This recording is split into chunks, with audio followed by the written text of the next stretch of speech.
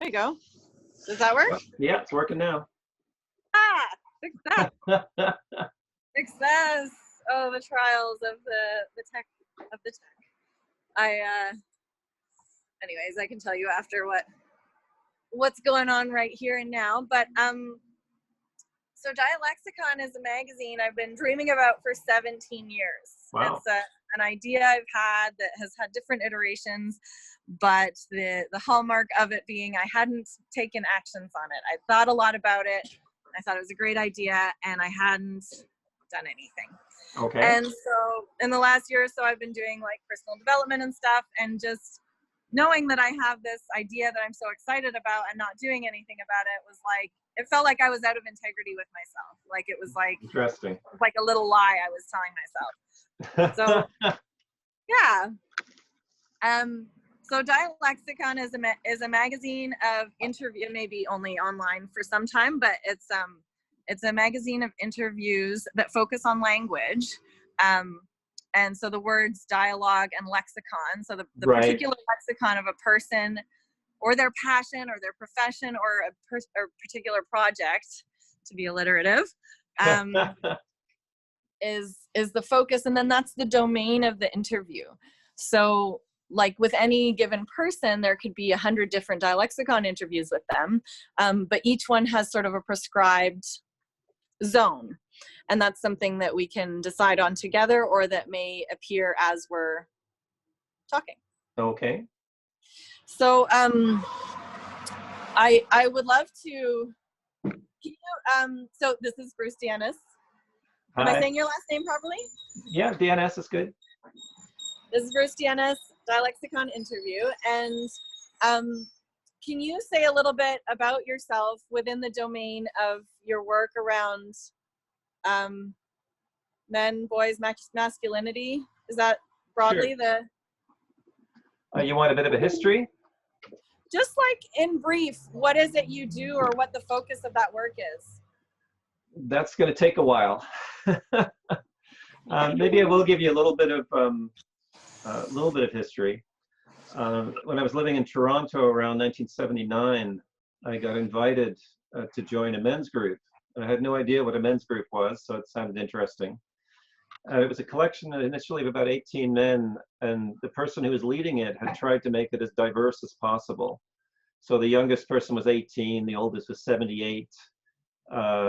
They were gay and straight. There were people from different class backgrounds, different work backgrounds. So just try to get a really wide collection of men.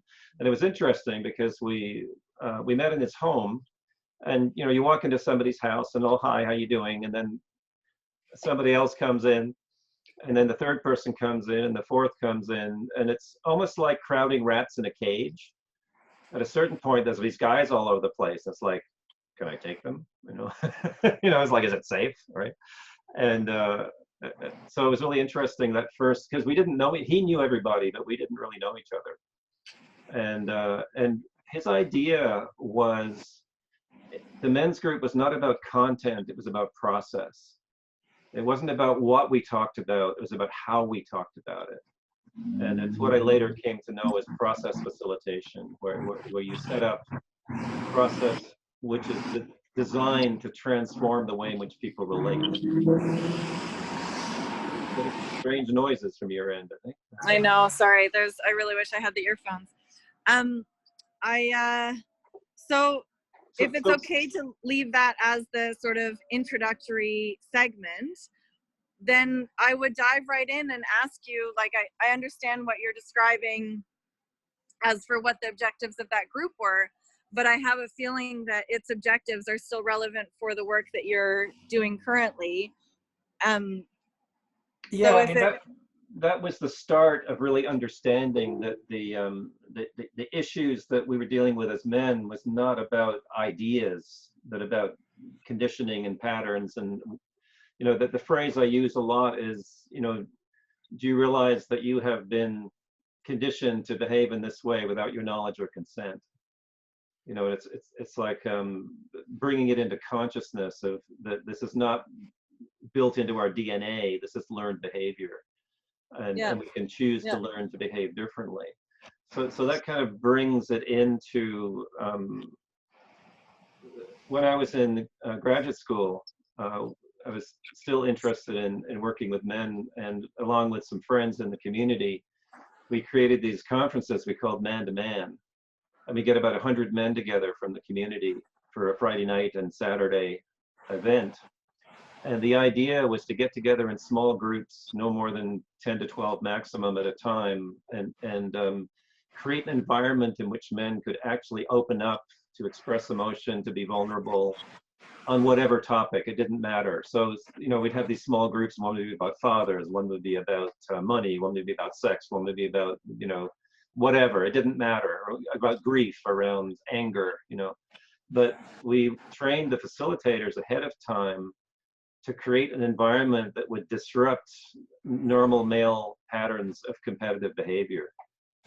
So for instance, the first thing we would do, we did this later in the men's groups that we started, is go around the circle, giving each other the same amount of time, like just a minute, to introduce ourselves and what interests us in the group.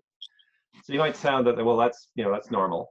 But typically what's normal with a group of men is whoever's the most assertive speaks first and longest. And the others, by the time it gets around to the least assertive, say, well, I guess all been said, or they never get a word in edgewise. And it becomes this place where from then on, everyone's fighting for space. So when you go around the circle and everyone has equal time, by the time you've got the first 10 minutes through, not only has everybody spoken and been listened to without interruption, but everybody has been given the power to speak, and everybody has given it away. So that really disrupts the competitive mode, and it sets a tone for the dialogue that finishes. So this is not, you know, some super complex system. It's just, let's acknowledge how we usually talk, and how can we very gently but very structuredly create an environment which disrupts that. So we call it gender transformative facilitation. So that we're taking the gendered patterns of communication and creating a place that is disruptive to that and creates a transformative way of being able to engage and connect. And we had some people in there, and one guy, this local carpenter, he had the Friday night event. He came back Saturday morning. He said, I had the best conversation with my wife we've ever had. This is after 3 hours, right? Yeah. It's not after 10 years of training, right? Yeah. Yeah. We had a guy in the grief group, and this was in the 90s, early 90s. Yeah, early 90s. So he was a Vietnam vet. So he would have been there maybe 20 years previous. And he started talking about his experience, and he just started crying, and he was, you know, describing his buddies being blown to pieces in front of him. And after a few minutes, he said, I've never said a word of this to anybody ever before. Yeah. And so it was about, you know, people say to me, well, you can't work with men. They don't, you know, they're scared. They're not feeling it. You can work with them if you give them safety and permission. So here's this tough Marine, right, that hadn't said a word in 20 years. We just gave him a safe place and encouragement, and it just all came pouring out. So these transformative spaces can be really powerful to disrupt both the training and the restrictions that have been put on men, and to give them a place to support each other, to engage in healing and transformative and challenging ways. You know, so, and that's been ongoing. We set up 3 different men's groups at that time, just to see what would happen with different structures. And one of them was just kind of, let's get a bunch of guys together and talk, with the unstructured group. One was focused on content. Let's figure out what men want to talk about and give them. And the other was this process where we had the, you know, the introducing circles. We had, we always took a break because men don't take breaks. We always did something a little bit silly. And we always had a mix of the whole group and either dyads, triads, small group. And I actually left grad school and came back a couple of years later, and the group that was the process group was still meeting. The others had broken up fairly quickly. Because what you could do is you could take that process, and each time in between meetings, we would invite one of the men to come and work with us. So very quickly, they all knew the process, they knew the template, they knew how to lead it. And very soon we could say, which two of you would like to lead the next one? And just give it away. And because we had that gender transformative structure that kept things focused and moving and integrated, it kept going. So that was a real insight into what is it that gets in the way of men supporting each other, transforming, challenging, preconceptions. It's really about not having a safe place, feeling judged, attacked, shoved to the corner, having to compete for space, never getting a word in, we can change those kind of environments and create some really interesting spaces. So the word I'd like to pick up from what you shared, because it's the Dialexicon articles don't really have a narrative. They really do focus, they just hone in on a couple of words that provide a really lightning speed insight into the crux of the matter. Yeah. And so, it's not so much about choosing the most important word, like in the way of a title, but the way that certain words can provide that snapshot. And what came clear to me as you were describing it is how counterintuitive it is that this can actually happen in a pretty short amount of time. So the word I'm going to choose is in just 3 hours.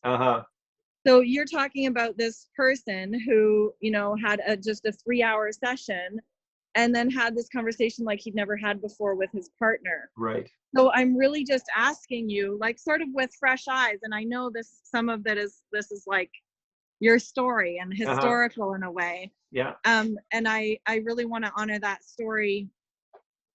And I want to offer you just 3 hours as a sort of pathway into like what we're really talking about. So what does just 3 hours mean to you? Well, it's never exactly 3 hours, but I think these brief interventions, these brief structures can be really powerful. Like, for instance, up here in Nova Scotia, we had an experience where there was a group of men who had gotten together. This is kind of wanting to be allies in ending violence against women, and they were really studying, and they were like, let's get into the issues, but they spent all their time studying content rather than changing themselves, right? And they said, now we're ready to, let's go talk with the women. And I'm thinking, wow, you're not even close to ready to doing that, right? But it's not, I'm not running their group, right? So so they decided to do instead of man to man, do a gender to gender, and gather the genders and gather the people. And the women were a little cautious about it. They said, well, they're trying to help, let's meet. And I was thinking, oh, sweet Jesus. Anyway, this is like an hour's drive away from where I live, but I figured I'll come down, right? I'll just check it out. So we're in there, and they're saying, let's talk. And the women are saying, whoa, what's the process, right? Well, we don't need a process. And the women are, no. So let's do the talking stick. So they do the talking stick, and they go around the circle a few times, and we take a break, and the men say, okay, now we're ready to really do the stuff, right? Are we ready to? And the women are kind of rolling their eyes, and they're okay, and so they start talking, and it's much more back and forth. And then at one point, one of the women says something, and one of the men just kind of jumps on it, and it's kind of like a verbal attack. And I'm thinking, oh dear, this is not my group, it's not my community, I have no status here. I don't know if you're familiar with the White Ribbon Pledge, where I will not stand silent while women are being hurt. And so I just did a timeout, and said, what just happened there? And the men were looking at me, what happened? Well, it sounds like a woman said something and was verbally attacked. No, she wasn't. Why didn't you ask her? And so there was this whole disruptive piece, and in talking with them afterwards, I was saying, okay, let's look at what happened. Here's some men that really wanted something to happen with some women, and they kept hearing no, and they kept hearing no, and they kept hearing no, and they kept persisting. They eventually got what they want, and a woman got hurt. What does that remind you of? And I'm not saying you're murderers and rapists, but this is the pattern that we fall into. And there's a kind of an aha moment, right? And so then we decided to get together with some of the women's centers and others, and we created a workshop called Into the Heart of Gender. And it was a workshop on transforming gendered communication.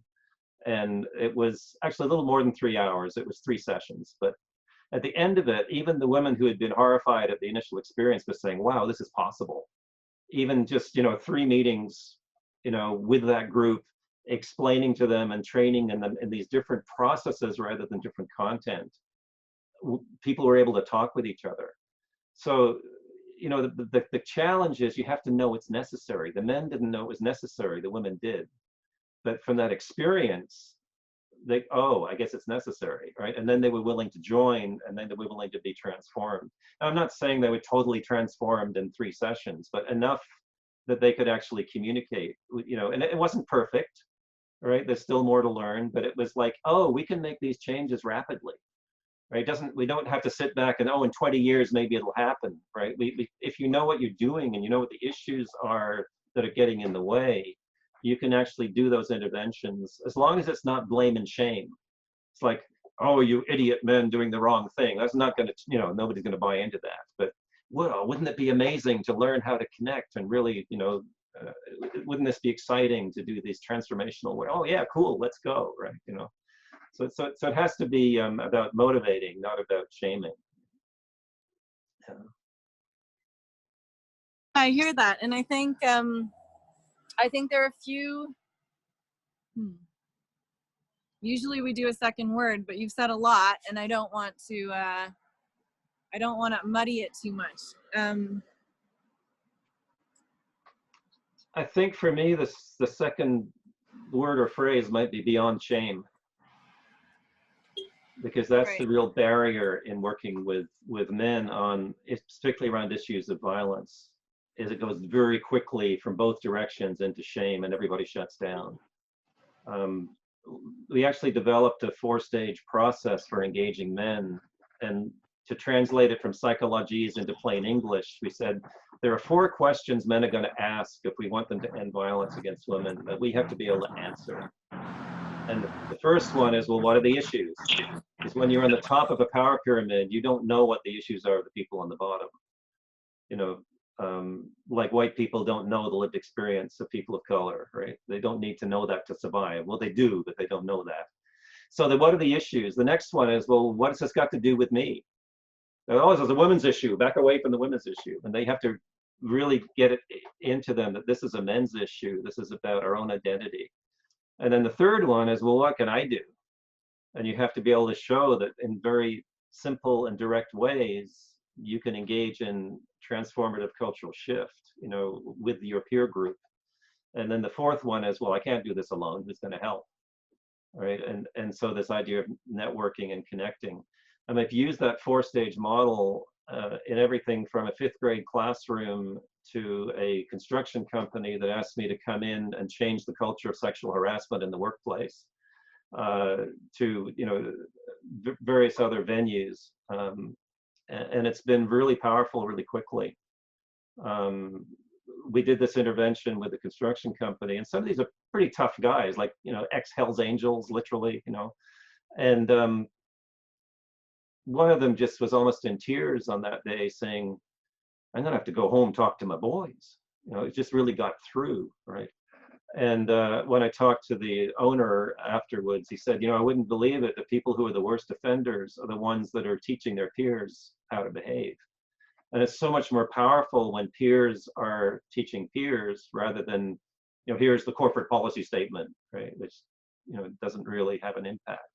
So it's this idea of getting over, instead of shaming and blaming people, empowering them to get information, to understand how it impacts them, take it on as their own issue, realize they can have an impact, and get some allies to work with them. Then really rapidly you get shift in the workplace or in groups or in communities. So that's kind of the work that I continue using that 4-stage model. So the second word I'm gonna choose is actually what you said when you talked about the sort of trepidation that you had when you came into like semi-facilitated male and female group working together. Yeah. The word you use seemed to sort of capture the, like, I don't want to say worst case scenario, but I think you have a really good sense of when things might go south, Yeah. and what that might look like. And what you said was sweet Jesus. Yeah. You know, I Yeah. think you expressed something about like perceiving this, what could happen. So I want you to just, as briefly as you can, define what, like, when that sensation was there, when you had the sweet Jesus moment. What is it? What is that? Like, what is the worst case scenario? What can happen when things are not handled in the way, in an open and transformative, loving way? Well, I mean, this is maybe going ahead a little bit, but we just put in a grant application for me to work with a counseling group in Halifax that works with court-mandated domestic violence offenders, and to transform their lives by narrative therapy, adventure therapy, and this 4-stage model. So, I mean, the worst that can happen is physical assault, murder. You know, I'm not saying that's going to happen in this small group in rural Nova Scotia getting together, but the reason that it's oh sweet Jesus is because the women know the context in which this is happening. The men don't.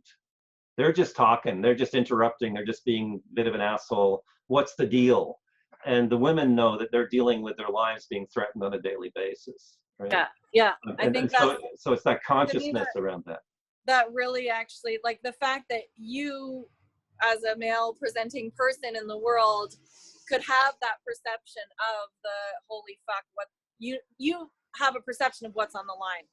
And I think that is really powerful evidence of a transformation, because in many cases, you know, convincing men to be on board with feminist work is having them perceive something that is invisible and intentionally, like societally intentionally invisible to them. Right. Like privilege, like my white privilege is intentionally obscured to me.